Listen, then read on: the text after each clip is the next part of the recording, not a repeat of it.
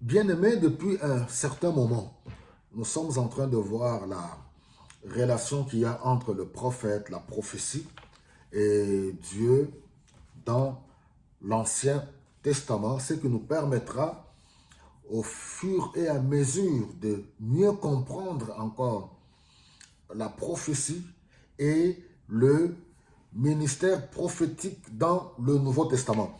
Alors, nous avons aujourd'hui, bon, je prends un texte dans Jérémie au chapitre 1er, quand on prend à partir du verset 11 et jusqu'au verset 19, Jérémie reçoit le message de Dieu. Et nous avons vu qu'un prophète, c'est un appelé de Dieu. Ce n'est pas un devin, ce n'est pas un magicien, ce n'est pas un féticheur et ni un marabout. C'est quelqu'un qui reçoit la parole de Dieu. Et il est appelé à exécuter la parole, obéir, faire ce que Dieu lui demande. Alors, nous verrons par exemple dans ce texte que Dieu lui donne le message. Dieu l'assure, Dieu le garantit que je serai avec toi en dépit des circonstances. Même s'il y a opposition, tu es appelé à faire ma volonté, n'aie pas peur. Un prophète, face à l'adversité, il s'appuie sur Dieu. Pourquoi? Parce que Dieu lui dit que je ne t'abandonnerai pas. De la même manière, quand on voit dans le Nouveau Testament, Matthieu chapitre 28, nous sommes quelque part des envoyés de Dieu. Nous sommes les envoyés.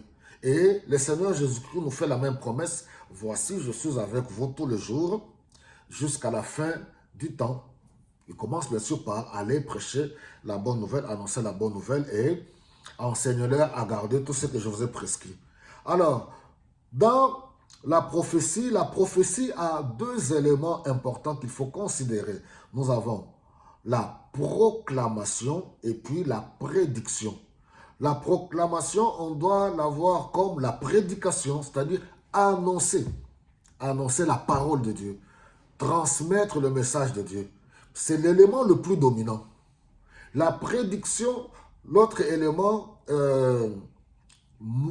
je dirais par rapport à la prédiction, par rapport à la proclamation, là il s'agit maintenant, oui, d'annoncer les choses à venir.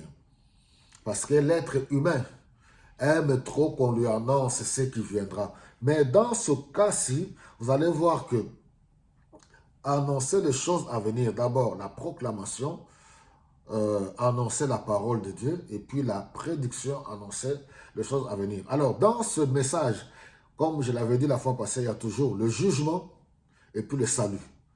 C'est-à-dire, à cause de l'égarement du peuple, quand le peuple se détourne de Dieu, oui, Dieu annonce le jugement pour appeler son peuple à la repentance. Et après le jugement, il y a toujours le salut. Ou si le peuple se détourne de sa mauvaise voie, Dieu lui accorde le salut. Donc, nous allons continuer petit à petit. On n'est pas pressé parce que c'est des enseignements importants. C'est des choses importantes qu'il faut connaître, qu'il faut mettre dans leur contexte. Sinon, comme je vous ai dit la fois passée, je ne cesserai jamais de le répéter, mon peuple périt faute de connaissance. Alors, on voit aujourd'hui, n'importe qui, les gens peuvent s'élever à tort ou à raison, à tort ou à travers. Voilà, prophète, j'ai reçu le message de Dieu. Dieu m'a dit sur ta vie, Dieu m'a dit sur tel pays. Voilà, Dieu m'a révélé cette année, ainsi de suite.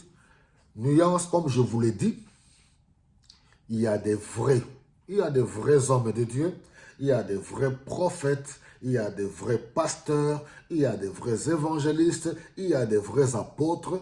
Le but de ces enseignements, c'est pour nous aider, pour ne pas tomber dans les mains des faussaires, dans les mains des margoulins et des diseurs de bonne aventure. Que le Seigneur vous bénisse abondamment.